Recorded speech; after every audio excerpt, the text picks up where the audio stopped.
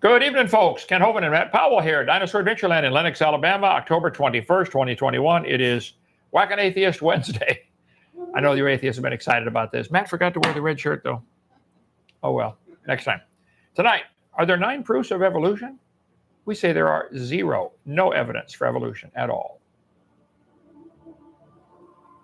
Who did that for? Do you remember? Steve, do you remember who made that thing? I can find out. No, it's okay. Anyway, we believe dinosaurs always lived with man, and evolution is the dumbest and most dangerous religious cult in the history of the world. It's a mental illness. You need to see a shrink if you believe evolution. So the 9 proofs, we're going to dismantle them, just at least 1 or 2 of them tonight. Okay, come visit Dinosaur Adventureland in Lenox, Alabama, 1 mile north of downtown Lenox. That's a cool audio video, but we won't take time. We won't take time for the whole thing. Okay. Giving tours to people from all over the place. Visitors tonight, don't think any new first-time visitors. You've been here before. Okay. Bible Believers Baptist Big Bang Blowout coming up in 1 month. Come on, you atheists. Come on. Bring your evidence. November 24th, we'll feed you Thanksgiving dinner the next day, show you around the place, treat you like a king. We really do. We want to help you. We're trying to win you to the Lord before it's too late. You can spend the night if you'd like, and we'll give you a tour and give you a Thanksgiving dinner for free. We're going to have an emu cooked, and a duck, and a turkey. How about some of them pigs? They can barely drag their belly on the ground. We feed them. A couple of restaurants give us all their buckets of food at the end of the day when they got left over. Those pigs, they pig out, don't they? Man, unreal. Let's see. Atheists, you present the best 3 evidences you know of for evolution. We want to see them, okay? We think there's none, 0. You can spend the night, go fishing one of our lakes or swimming in November. Swim fast, okay? We're going to try to hold it in the new church building, which is getting close. Chris, what do you think? 1 month? Yeah, no, we will have no problem. No problem. Okay. All right. Let's see. Delay shipping order. That's all done now. Make room for Matt Powell to move here next Tuesday. I got to change that slide. Yeah. Yeah. You moved here, didn't you? Yes, sir. Okay, We're good. here. Okay. Help us to open for free. Join our 777 Club, drdino.com. Make any checks to CSE, which is Creation Science Evangelism. Okay. Whack an Atheist. This is just a joke, guys. Okay. I wear red just to, encourage you to rethink your position. Okay. We've been looking high and low for one functioning brain cell and those who claim there's no God, and we came from a dot of nothing exploding. It didn't explode. It rapidly expanded. There's a big difference, I guess, in their mind. Okay. What is the difference? Do you know? Well, the definition of an explosion is a rapid expansion of material. Oh. So when they say it's just an expansion, and the universe went from smaller than a proton to a billionth of a billionth of a billionth of a second, billions of miles across, if that's not an explosion, there's no such thing as an explosion. Right. So that's an explosion by very definition. You need help, guys. You need help. Rapid expansion. So it's whack-a-mole game is pretty fun. By the way, these evolutionists are moles sneaking into our school system. They've taken over that. The only thing gets taught is their religion. They snuck in and took over. Most people aren't buying it anyway. That's okay. But I think they ought to get their own private school and teach evolution. So many atheists, so little time. So if you're out there, the simple whack is for you. We're going to whack the card-carrying atheist here. I want that skeptic card. I don't want to print my own. Michael Shermer, send me one. I'm a skeptic. I'm skeptical of your dumb theory of evolution. Okay, and Stephen Gould, debate any of you guys anytime. I debated Michael Shermer. How long? Man, that was a long time ago. This was posted November 2016, but the debate was way before that, 90s, I think. Okay, why people believe weird things. Michael, you believe some weird things. You believe you came from a rock. You really do. So you're not skeptical at all. Let's see, I want to get up to, here we go. The 9 proofs of evolution. Somebody did a 9 proofs of evolution debunked. Have you seen that one? I have not. Rationality Rules is the guy's name. Okay? That's his code name for himself. I go to which one now? This one? Right, this one. Hit play. Before we even begin, must be made. People very often confuse abiogenesis with evolution when they shouldn't. Abiogenesis is the study of how life first emerged from non-living matter, and it's not discussed within this video. Evolution, on the other hand, is the study of biological change over time, and it is the star of this video. The star of the video. Now hold it. You can't have something evolve if it doesn't exist. How did life get started? They don't have a complete theory then. Well, it's strange how he says that I'm not going to talk about abiogenesis. That's not evolution. Well, hello, Google chemical evolution. The first thing that comes up is it's defined as abiogenesis. Abiogenesis is defined as chemical evolution. So he says, abiogenesis is not evolution. No, it's defined as chemical evolution. It's common knowledge right off the bat, error. That's why I divide evolution into 6 different categories. There has to be cosmic evolution first, the origin of time, space, matter, then chemical evolution, then stellar evolution, then organic evolution. Life has to come in here somehow, then macroevolution, and then micro, which should not be called that. It's a variation of the same kind. Okay, let me let him talk here. Okay. Now, with that said and out of the way, let's get on with the video.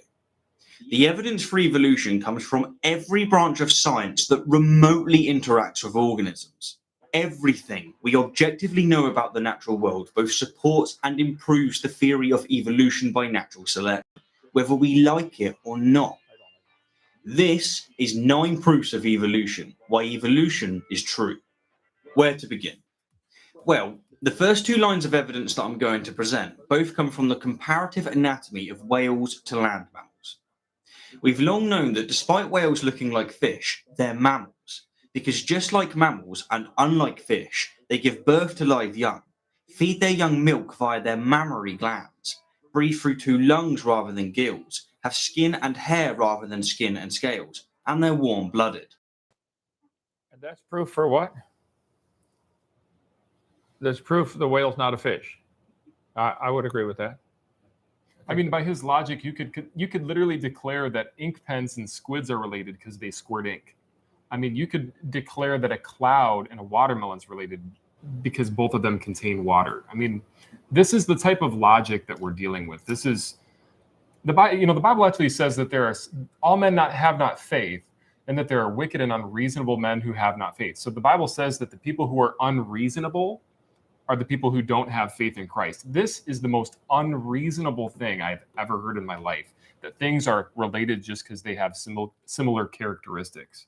I'm still trying to figure out how they fit all them whales into a dot. And what caused the explosion? Like No, I said, it wasn't the rapid expansion. Oh, right. Yeah. Yeah, okay. Even though National Geographic says it was an explosion, scientific papers say Right. it was an explosion. They just butter it up to make it sound like it's not as kooky as it really is. When you say it was just a nice little expansion at the beginning, they're trying to butter it up to make it sound like it's not as kooky as it really is. And if you're an atheist, I'm sorry, it does sound kooky. It does sound like something off Star Trek. Do you know why? It's kooky. Yeah. Right. All right, I got to call somebody in 8 minutes here. Let me get to chime in here. You think you'll enjoy this? Now, this alone strongly implies that they share a common ancestor with. Wait.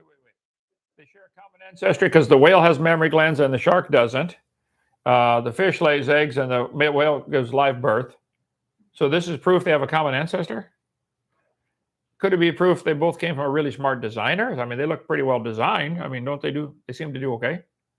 They just will not tolerate that idea of a designer. It's not proof for evolution. I'm sorry, evolution, as he pronounces it. Land mammals. But what really makes this suggestion even more compelling, and what I'll offer as a first line of evidence, is the curious bone structure of their flippers. Within their flippers, whales have, just like the forelimbs of land mammals, finger, hand, wrist, and arm bones. That's proof of something. Did you know the Chevys and the Fords both have 4 tires and a steering wheel? That's proof of something to somebody. Is that proof of common ancestor? Which can be easily explained if these bones are repurposed forelimbs. It can also easily be explained if the same designer designed everything. What's this guy's name? Rationality rules. That's not his name, though. That's what he goes. It's his fantasy name. They all have fantasy Oh, names. okay. Fantasy name. He's rational? Okay. But are remarkably hard to explain if they're not. And to invoke a second line of evidence, whales have strange bones that look like shriveled hip, thigh, and shin bones, where land mammals have hind legs. We talked about that many times on our program. We have one in the museum. Damien, you show that to people, right? The whale. The whale. The vestigial pelvis. Vestigial pelvis. Mr. Rationality rules. That is part of the whale's reproductive system. Whales are really big. Okay, like really big. They got to mate in the dark, underwater, with no arms, and they can't talk and say, "Scoot over, honey." They have to have special apparatus to move things around to make them line up. Nothing to do with walking on land. Do some research on whale anatomy. What a dumb evidence for evolution. And some of these bones, such as these from a bonehead whale, even have what appears to be a ball and socket joint. Whoa. Further still, paleontologists have found numerous species within the fossil record that have unique similarities with whales. To present a third line of evidence, a superb example can be found in all mammals, including you, and it's called the left recurrent laryngeal nerve. There's a long article about this on answersingenesis.org. Frank Sherwin's a good friend of mine there. It works, not ICR.org. He works there at ICR. There's a reason that nerve goes all the way down around like that. We'll do that some other day. Okay, he had talked about anatomy being evidence for evolution. So I put together just a couple things. If you think anatomy, I thought maybe I already missed him using that word here. If you think anatomy is evidence for evolution, let's see here. The human eyeball is really complex. Every single cell in your body is complex, but the eyeball is amazing. Notice how the optic nerve, I can't point to it here, over on this side there. The optic nerve comes out, and it's not dead center in the back of your eye. Where the nerve comes out, there's a little tiny blind spot because there's no rods and cones there, you can't see. But they're both off center, and they're neither one in the same place. So that's why if you close one eye and look at something in the distance and move your thumb across, all of a sudden it'll enter the blind spot. But when you have both eyes open, you don't have a blind spot. Pretty well designed. Has to have the information exit somewhere through this optic nerve. One eyeball, the anatomy of an eyeball is phenomenal. Okay, when you study just the human eye, Psalm 94, he that has the ear shall he not hear, he that formed the eye shall he not see. You know how many different kinds of eyes there are?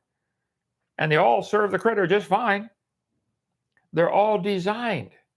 You know, Chevy designed some vehicles to be passenger cars, station wagons, minivans, trucks, all on a similar frame, I bet. And all four wheels, some six wheels. Huh. Scars of evolution. Did I say it right? Rationality? Okay. Blood vessels that sprawl across the retina's inner surface. Inner surface blood vessels. All kinds of different eyes. They all use this as evidence for evolution. Now, Charlie said, to suppose the eye could have been formed by natural selection seems, I freely confess, absurd. And he goes on for the next couple paragraphs and said, but we know what happened anyway. Okay. The back of your eyeball is less than 1 square inch, has 137 million light-sensitive cells. Let's see. You guys done electrical work? Yep. Hook up 137 million connections in 1 square inch. Do our computers even have that many now? No. Like the little microchips? So. No, I don't even think that. Yeah, I don't think so. Okay. The light of a shorter wavelength can also produce the same response from an L-cone cell. The human retina contains 120 million rod cells and 6 million cone cells. A healthy human eye has 3 types of cone cells, each of which can register 100 different color shades. Therefore, most researchers ballpark the number of colors we can distinguish at around 1 million. Your eyeball can distinguish 1 million colors. You say, that little darker red. That's why these paint stores go nuts when the women come in there and say, I don't want that color, a little darker, a little lighter, right? Let the man go shopping. He'll come back with black or white. That's all you need. Blue, yeah. How many colors can a human really see? 1 million shades. Evidence suggests some people have 4 types of cones, including an additional one, orange one, and are able to see 100 million shades of colors. I think the human eye is pretty incredible. All these different wavelengths. Now, a dog's eye, as far as they know, dogs can only see a few colors. They're missing out. They don't need to see colors. They don't care. They don't need that. But the light comes in through the blood vessels, hits the back of the eye. The eye is phenomenal. You can study, well, you're a nurse. How much training did you do just on the human eye? Well, the whole course of anatomy. A whole course of anatomy. Is included. Yep. Well, eye scratches will heal quickly, usually within 48 hours unless infection occurs. Well, let's see. One of my longtime friends, Bill Sardi, and a personal genius on nutrition and health, especially with the human eye, said he'd come on for a minute and tell us what he knows about the eye. There we go. Yes, hello. Here, got you live, Bill, on the air. Good Good evening. Good evening, brother. You have spent a lifetime studying health, and your website, knowledgeofhealth.com, is amazing. And you answer a lot of people's question about health, but you really have specialized quite a bit in health of the eye. You are in your mid-70s and still have 20/20 vision and wear no glasses. Is that correct? That is correct. Okay. Tell us how to have healthy eyes and how the eye could not possibly have evolved. Or do you believe in evolution? I haven't seen the evidence for evolution, but I think we always need to be honest with ourselves and say that we're willing to examine all the evidence. But from what I can find, and I'm supposed to be a person that looks at science, I can't see any evidence for it. Me neither. Nope. Tell me about the human eyeball. How complicated is it? Well, I'm trying to remember the researcher that did a lot of work and wrote a whole book on why the human eye was so complicated and precise. There's millions of cells in the back of our eye, just millions of them, just to make our vision. There are rods and cones, night vision cells and color vision cells, how it's all organized with the optic nerve, how we see everything upside down and then it converts back over to the right side up in the brain. All of these things we couldn't even imagine. And the eye is the brain and the brain is the eye because they work together. And to imagine that we were human and got along with something less than what we have now as an eye would be hard to believe. It would have to be there from the beginning. So it's part of our survival. And what about the health? How do you keep healthy eyes? What vitamins and minerals do you need in your body for your eyes to stay healthy? The vitamins they think of as vitamin A, like you get beta carotene, it converts to vitamin A in the liver, and that's for your night vision. For your day vision, they would think of lutein. It comes from marigold flowers. It's a little pigment, gets in the back of your eyes, and acts as like a sunglass filter and protects your retina, especially later on in life when you get a little problem called macular degeneration. But there are a lot of other vitamins that you need for your eyes as well, but those are the two big ones they talk about. All right. What's that? It's fine. We're fine. Okay, this screen gave out again, so Yeah, it'll do that. Yeah. all right, no problem. Okay, well, Bill, you've been a great blessing. We're doing Whack an Atheist tonight. He believes that anatomy is one of the evidences for evolution. I'm reading here just online The Impossible Eye and how it could never have evolved. And this work is done by a gentleman named Hashim, but I'm not getting the first name here. But anyway, it's a Jewish website and it's talking about the complicated eye. And it's just beyond any belief that this evolved. It had to have been designed. And of course, there are evolutionists that think otherwise, but you might look into it yourself and see if as you learn, we should all be going to school once in a while. And the complexity of the human eye is beyond belief. There's no way you could ever believe that something would evolve like this. So, Amen. I agree, brother. They don't get it, though. All right, sounds great. Thank you, brother. I'll tell people go to your website, knowledgeofhealth.com, if they got any questions on how to be healthy. You fix them up for me. Thank you, brother. Okay, good night. All right, good night, brother. Bye. All right, thank you, Bill. Okay, I was debating a guy named Ed Buckner on the radio, and he said the human eye is designed very poorly. I said, why would you say that? He said the light coming into the eye has to go through blood vessels before it gets to the rods and cones and retina. He said the octopus has a much better eye because they don't have blood vessels in front of the retina. I said, well, Mr. Buckner, we live in the air. Octopus live in the water, okay? See, the water stops ultraviolet light.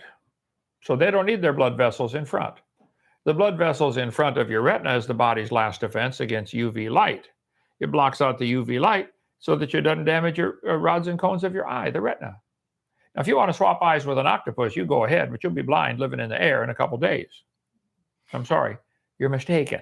And rationality rules will probably end up responding to this video. Sure. But I want to make a challenge to him, since we're talking about the eye, and we're talking about the octopi and the squids and so forth and sea life. Their conclusion in Progress in Biophysics and Molecular Biology, the 2018 journal, peer-reviewed paper, by the way, states that octopi and squids are extraterrestrial origins from outer space. If you're a Darwinist, you have to believe, this is what you have to believe, because they couldn't have evolved by Darwinian means. And it's in a peer-reviewed journal. It's in a peer-reviewed journal. Got to be true. That's Gotta the be true. Bible Yeah. to them. Yeah. That it's extraterrestrial imports from outer space that hitched a ride on a comet and flew and crashed. They made a crash landing. The octopi and squid. You have to defend that. And so when we talk about things, you could either believe that in the beginning God created the earth, or you could believe that 3 billion years ago, squids and octopi crash landed to earth and reproduced. And it doesn't make any sense, because squids and octopuses are enemies with each other. So somehow they made a truce and landed on the same comet and then crash landed and became mortal enemies. They both rode the comet all the way. And did they land in the water? I mean, what if they would have landed on land and they can't walk very far on land before they die, Right. That's going to be tough. At least they didn't hit those surfing monkeys. It's a good thing they didn't hit the surfing monkeys. I never thought of that. Yep. How did they survive re-entry? It gets pretty warm coming in. Why did they have ceramic rationality rules? Why did they have ceramic tiles on the space shuttle? It's to keep it from burning up when it comes into our atmosphere. If we grant your theory to be true and squids and octopi are holding onto this comet and it's shooting down towards planet Earth out of all the other planets in the solar system, they would have been roasted octopi by the time they hit the atmosphere. So it's just easy classification. Okay, that's right. Anyway, they're trying to say God wouldn't do it this way, so it must have evolved. The blood vessels in front. That's a silly argument for evolution. Okay, let's get to more rationality rules here. Right there. And without getting too technical, this nerve runs from the brain to the voice box, which should be a distance of a few inches. But instead, it goes down into the chest, loops around the main artery, and then goes back up to the voice box, which in the case of the giraffe results in a 15-foot detour. But if, on the other hand, we want to insist that it was deliberately created this way by a designer, then, well, we... Well, hold it. Do automobiles and manufacturers ever produce vehicles that have a goof in them and they have to do a recall? Yeah. Does that mean nobody's designing it? No. Now, in the case of this nerve you're talking about, there's a good reason that's that way, and we'll cover a whole dual program on that some other time. But if it was a mistake as you think it was, it doesn't mean God's a dunce. It means you don't understand why he did it that way, and there's a good reason. See, the giraffe has to bend down to get a drink. Yeah, he's got a special cushion under his brain to absorb the blood impact. It'd blow his brains out when he bent down. Somebody said, why do giraffes have such a long neck? Because they got long legs. They couldn't get a drink if they didn't have a long neck. Mm-hmm. Right? Right. Okay. That's a good point. So Yeah. it's a safety device, basically. Yeah, we'll get into that later. certainly can't call this designer intelligent. Rationality. I call him incredibly intelligent, and every knee shall bow and every tongue shall confess. You're going to bow and confess that Jesus Christ is Lord to the glory of God the Father someday. We'd like to see you do it now before you die, because then things are all different. Then you get in the family. So come on down. 855-BIG-DINO, extension 3. You can call me. Be glad to talk with you. Schedule a debate. You can be on my program. I'll come on your program, whatever you'd like. But if you believe you have proof of evolution, you are mistaken. There is no evidence. The whale's bone in his pelvis is not a hip bone. Part of the reproductive system. Do some studying, sir. Now, the fourth and fifth lines of evidence that I'm going to present both come from DNA sequencing, which, for those of you unaware, is the process of determining the precise order of nucleotides within a DNA molecule, which, put simply, means that we can compare the DNA of one organism to another, and in doing so, see exactly how closely related they are. If there are DNA similarities, does that prove evolutionary ancestry? It's just a glorified example of what he gave earlier. But now he's going into the microscopic realm and saying, well, see, since there's similarities here, we conclude it's literally the same rhetoric, the same stuff that we just debunked. These are the same tired old arguments that we've heard from you atheists for years. How many books are in my library, would you guess? Pick a number, somebody. thousands. Yeah. Okay. I'd be willing to bet $5 that nearly all of them are made from the same 26 letters of the alphabet. That proves nobody wrote them. That's their rationality. Seriously, of the DNA that is comparable, you share 97% with a chimpanzee, 80% with a cow, 60% with a fruit fly, and 50% with a banana. Wait a minute. What DNA barcodes are you looking at? Are you looking at endogenous retroviruses? What is this study based off of? I'd like to know. Well, this would be like comparing my books and saying this book used the letter A, 2% of the time. And this book over here used the letter A 2.1% of the time. So, therefore, they're related. So, 97%, by the way, that number is not correct anymore. They've got it down to like 91% now. But even if it was 100% similar DNA, it's still, go look at a monkey, son. They're not human. It doesn't falsify our model. Our model is still consistent, even if we granted that and said, Yeah. okay, yeah, everything's related, or not everything's related, but everything has the same amount of similar DNA. Okay, fine. Our model would still fit that. So present something else. Yeah. Now, most of us have heard this fact before and treated it like it's just a bit of trivia, including myself. But it's far more than this. It's unimpeachable proof that all living things share a common ancestor. Unimpeachable proof? Are you even willing to consider that maybe this is unimpeachable proof of a common designer? They are awfully complicated. That little molecule you're talking about is more complicated than the space shuttle. One of the things we're supposed to be able to do in science is to make falsifiable predictions. When you say it's unimpeachable proof, that means it's not falsifiable. You need to present something that's falsifiable for it to be science.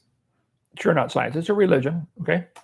And the second line of evidence from DNA that I'll present, and the fifth within this video, is that the closest living relative to cetaceans, which is a class that includes whales, is the hippopotamus, a land mammal that just so happens to share many. Hold it. A whale and a hippo are related? So a whale is just a little, a hippo is just a little whale out of water. That's how they should think of themselves. Have you seen the right? tail on a hippopotamus? Have you seen the tail on a whale?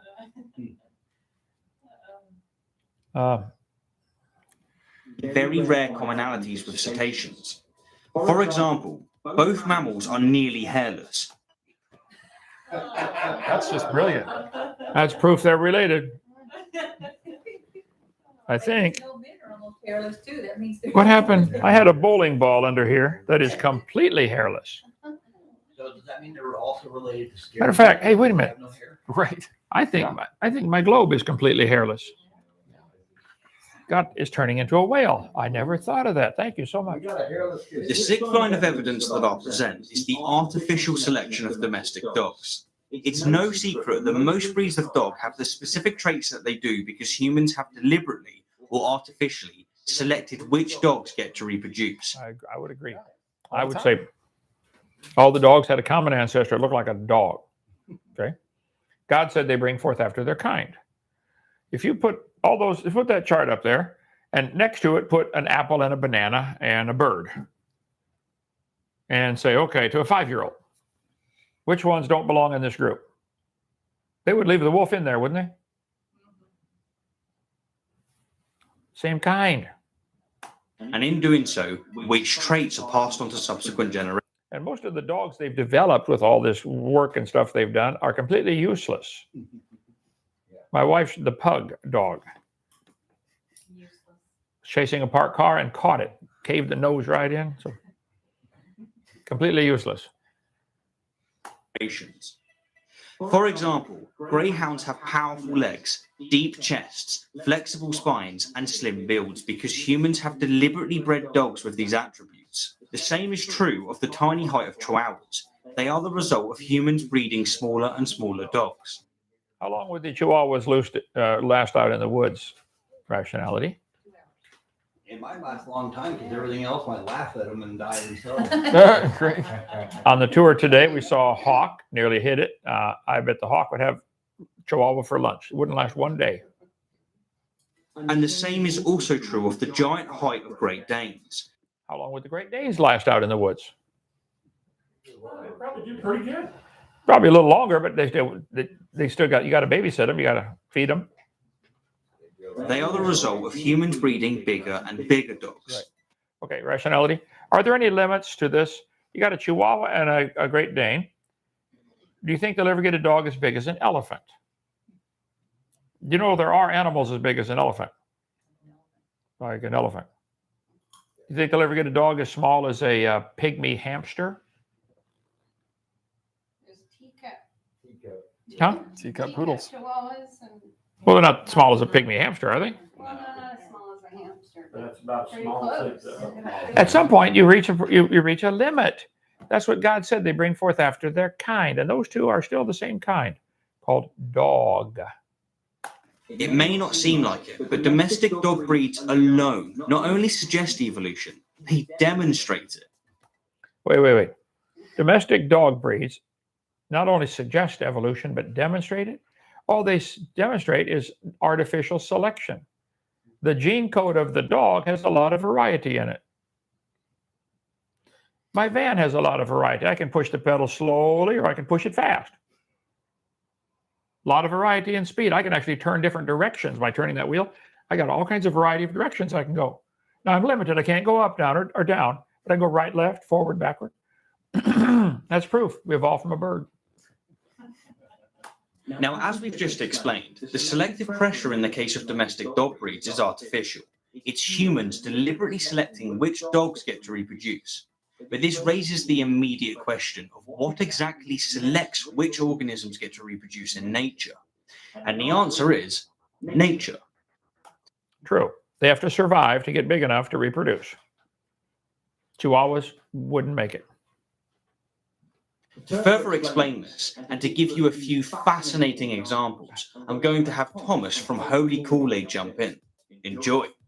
This first example is a bit of a celebrity in the world of evolutionary biology, the peppered moth. During the Industrial Revolution, coal plants dumped out enough air pollution to kill the light-colored algae on trees and coat the foliage with soot. The light gray moths, which once blended in against the bark of the trees, were now exposed and were picked off by birds and other predators. But a small percent of the population had a rare genetic mutation that led to dark-colored wings. This Not quite true here, Holy Kool-Aid. There were always two different shades of this moth, dark and light. Some would survive better on lighter colored trees. The birds can't see them as well. Going to pick the dark one. On the dark trees, after they burn coal, the birds can't see the dark ones as well, so they're going to pick off the light ones. One did not devolve into a black moth. There was always a black moth, a dark shade of the same moth. There are dark-skinned people and there are light-skinned people today, aren't there? Still people. And this, what you have up on the screen here, is two dead moths glued on a tree trunk for the picture that they took. beneficial mutation gave them a survival advantage, allowing them to camouflage in with their changing environment. Before long, the majority of the peppered moth population were the darker variety. Because they burn coal in the factories and the trees turn dark. The birds could pick off the light ones easier. Nothing is still a moth, still exactly the same kind of moth. That's evidence for evolution. What changed is a ratio of the population. The moth did not change at all. Not at all. But in the 1950s, clean energy reform reversed this trend, causing the dark moths to be more vulnerable. That is correct. They cleaned up the air pollution stuff and the trees turned light again, and now population is more 95% light moths. I agree. Still a moth. Leading to a resurgence in the lighter colored moths, who are still the dominant variety in the less polluted countryside. Now that genome sequencing has become available and affordable for scientists, researchers at the University of Liverpool have pinpointed the exact mutation that caused color change. There was no mutation that caused the color change. There's always been dark and light moths. Even if Another we granted that there was a mutation, even granting their argument. So what? There's still a moth, Didn't turn into a hawk. and it didn't turn into something different. And they say, well, you have to have time for evolution to take place. Well, a mutation is defined as an error. So the more mutations you have, the more errors accumulate in the genetic pool. The more errors you have in the genetic pool, the more likely your population is to go extinct. So no matter how you want to play this game, it cannot and will not go your way, because that which we've demonstrated to be true has falsified that which you believe. All right, a few more minutes before I puke. Excellent example of evolution in action is the silent crickets of Hawaii. To attract a mate, male crickets on the island of Kauai would rub their wings together to create a chirping noise. Several years ago, a parasitic fly entered their ecosystem, honing in on the noisy crickets and laying larvae inside of them that would eat them from the inside out. A rare mutation on the X chromosome caused some crickets to develop without the ridges on their wings required to chirp. Natural selection did its thing, and within just 20 generations, 95% of the crickets on the island were silent. When the flies migrated to Oahu a few years later, the crickets there independently underwent the same life-saving evolutionary change via a different mutation. Now that's all fine and dandy cricket. Wait. So the crickets that chirped got the eggs laid on them and ended up dying because they had the thing on their wing that was different. So one of them had a mutated wing, unable to chirp. That now took over the population. That's very reasonable. Probably good study. Sometimes people come to the good study, but the wrong conclusion. And that's what they did here. So it's still a cricket. It's a mutated cricket. Well, if it's turning genes on and off, and I don't want to make a knowledge claim on this, but from what I understand, this is dealing with the realm of epigenetics. Epigenetics simply is a switch of pre-existing gene information. So if you need to be able to avoid making that sound, those genes would get shut off in the populations over time. And so that's just an epigenetic change. That's what I would assume that to be. And it's a loss of information. It's not if a it is a gain. mutation, it's a loss of information. Yeah, it's a loss. They didn't gain nothing. Evolutionists might argue, but those are all examples of microevolution, not macroevolution. Animals never change species or reproduce outside their kind, which brings us to ring species. For this, we'll take a look at the greenish warbler of the Himalayas. He just admitted they never come outside their species. The only way is through this ring thing. Right, which is still the same animal. Which biologists believe migrated south to north, branching east and west around the mountains. As time passed, they evolved and adapted to their new environments. But They didn't evolve. Adapted, I would agree. God gave them the ability to adapt to new environments. That's built in. My car has a heater and an air conditioner. I can adapt to cold weather or adapt to warm weather. I think it's proof somebody was thinking ahead and they designed it. Yeah. by the time they met up north of the Himalayas, they were so different that they were no longer able to interbreed. Okay, now take a look at them. The top two. What would you say they both are? Bird. Dinosaurs. That's obviously a T-Rex. You can see. Good one. Yeah, obviously a T-Rex. Yeah. And this is evidence for your theory that everything came from a dot of nothing, and we all have a common ancestor, an amoeba. They're desperate. Well, even if this is a case of evolution, number one, it's still reductive. So you end up with these two different populations that can't interbreed. Yeah, that's reductive. That's deleterious by definition. And then number two, we would predict in our model that we would have a lot of reshuffling of previously existing genes. So that's just reshuffling to the point where they can't reproduce. It's still consistent with our model, so try harder. And they're always losing.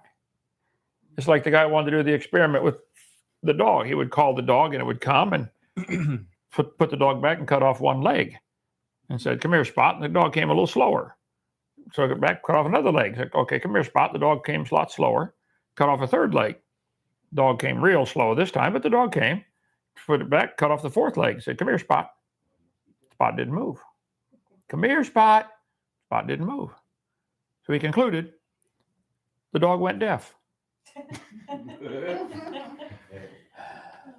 They're losing information, guys. Each bird reproduced with its southern neighbors all the way back around the loop, but they couldn't reproduce with each other. A textbook example of evolution in progress. That's a textbook example of evolution in progress. Guys, look at me carefully. It's a bird. Bird. If I've ever seen one. If you've never seen Thanks one, for those brilliant examples, Thomas. As always, you're on form, sir. Before we even begin this video, a simple but necessary clarification must be made. That was the Okay. video. that was it. Goes for, okay. I'm sorry, rationality. You are not rational at all, okay? You need to get a new name, irrational. But come on down. We'll take you on for a debate. Either me by myself or Matt by himself or both of us together. You're invited. Dinosaur Adventure Land. We'll put you on our channel or I'll come on your channel. I think you're mistaken. Evolution has never, you had 9 proofs of evolution. We didn't go through all of them. There are no proofs. There's not even any good evidence for evolution. It's a religious belief. You're welcome to have that. But get it out of our school system, okay? if you wouldn't mind, I'd like to put one more nail in this guy's coffin. So for this theory, so to say, well, you have these birds, this circle of whatever he referred to it as, and the ring of whatever, and you get these reductive traits that make it so they can't intermingle or whatever. That's creation. That's what we would expect in the creation model. Remember, we are fallen man. We expect mutations to accumulate, and therefore, after those mutations accumulate, we lose the ability to reproduce. We're losing abilities. According to you, that's evolution. That's de-evolution. That's so by losing all these traits, somehow we're gaining information. You said that's the best example of evolution. I'm sorry, you wouldn't pass. I'm not going to say. I don't want to throw an ad hominem, but I will say. But I will say it just by losing information, somehow you've gained everything. That's your logic. Okay, we want to help. Okay, questions. I've got some problem. I got to read them to me, right? What's the questions? Any questions from the crowd here? Probably. All right. I don't think we got any. Hey, well, tomorrow night we'll have a debate on standing for truth. So I'll make a quick announcement here, and then we'll switch over to standing for truth again. Debate number 256 for me. Dwayne Gish, one of my heroes from Institute for Creation Research, did 300 debates. I'm going to beat that or die trying. All right. So all you atheists, please help me out here. Call me. I'll debate you. Anything on creation, evolution. I don't want to debate flat Earth. It's not. Well, Kansas is flat. The rest of it's round. Okay. I don't want to debate Calvinism. Calvinism's a pagan doctrine. It's heathen, and you're wrong. Okay, but I'm not going to debate that. Somebody else can handle that dragon. I'm sticking with creation, evolution. Any other questions here? I got one. Okay. If Adam was created from the dust of the earth, is it possible that the observations evolutionists are making have some kind of misunderstood correlation between evolving from a rock versus created from dust? I don't know if they can hear the question, but if Adam was created from the dust of the earth, is it, which he was, according to the Bible, is it possible the evolutionists have a misunderstanding because we have so many similarities? What similarities with dust? Well, yeah, that's why you need vitamins and minerals. What's vitamin? It's a vital mineral. We're made out of the dust, and we're using it up for all of our activities, biological activities, and you lose some of it, so you got to replace it. Like your car, you got to keep replacing the gas and the different fluids. Got to replace them, and the air, lots of air for a car to run. So that your body needs lots of things. So yeah, the fact that we have a lot of similarities with the dirt is proof God designed us from the dirt. Like he said he did. Like he said he did, yeah. Wrote it in a book. And Okay, yes, sir. Does the evolution model with the Big Bang still say that the dot was spinning? The dot had to be spinning because everything else is spinning. Where did all the spin come from? Okay. Well, and then if it exploded and was spinning, then everything should be spinning the same direction. Everything should be spinning the same way, but it's not. Right. Right. Venus and Uranus spin backwards. Some of the moons spin backwards. A couple of the moons travel backwards around their planet. And if there's a big bang, how could anything ever come back in to be, accretion to make more planets? It should all be just dust scattered everywhere. And that's their eschatology. That's their end times prophecy. Is that something known as the Big Crunch, right? So you have a big bang where the expansion of time, space, matter, and then everything comes back down, including space, time, and all that stuff that you could put in a jar and you can see through it or whatever. It's a slinky? And literally, it's like a slinky to them. Yeah. Okay. And it goes to this big crunch, right, where it's infinitesimally small, explodes again, nothing causes it. Of course, like this is very superstitious. I forgot where I was going with that, but yeah, we could be like 4 big crunches in. We could have had this conversation, according to them, billions and billions of years ago. Back one big crunch in. This is the kind of logic that they have. This is their theory. I do like Captain Crunch, so maybe there's a connection there somewhere. I bet, is the crunch spelled the same way in both? Got to be related. Got to be. All right. See you tomorrow. Bye-bye.